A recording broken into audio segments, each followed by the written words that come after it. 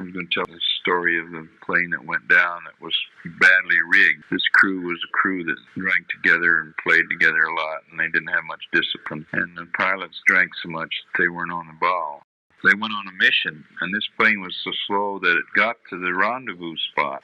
When we were going from Angar Island over to the Philippines, we'd go over there, and we'd find an island, and we'd all circle around there, and then they'd gather up together into a tight formation and go over the target together. And you'd fly loose all the way, so you couldn't see the other planes hardly at all until you got there. And then all of a sudden, of course, you'd get together and go in 3, 6 planes in a bunch, or 24 in a bunch. They got there so late that nobody would wait any longer for them. They were so slow. And so they got to the rendezvous spot, and then they took the alternate target. We always had 2 targets. We had the major target, and we had an alternate target, so that if you got problems, you couldn't make it, you go to the other one alone. So this is where they went, and they bombed and went on and started back.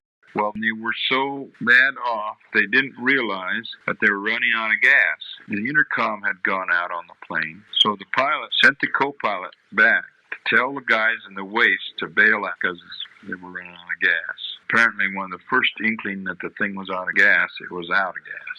And they must have had it on crossfeed. Now, when you have it on crossfeed, that means all the engines are drinking from the same faucet. And that means that when one goes out, they're all out. So what we used to do is have each engine on each tank so that you could get a little warning. If one tank went dry, it would go dry a little sooner than the others. And then you would maybe have a little more time. They apparently had it all go at once.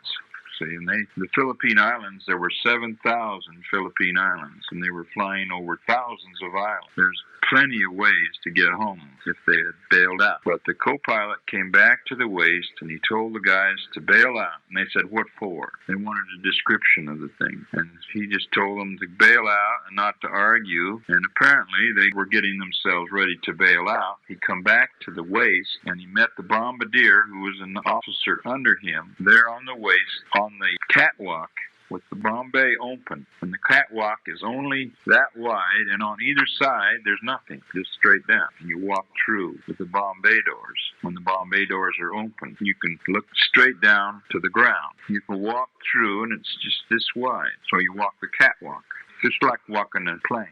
Pretty scary. There's things to hang on to on either side. There's bomb racks and things along each side you can hang on to. But there's room as you get up towards the front to just step off, and you go right straight down like a bomb. And he got up to the front of the plane.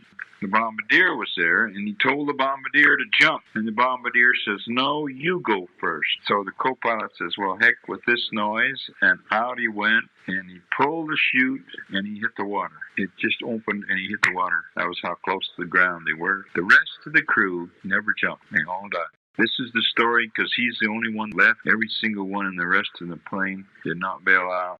That crew died. Too bad.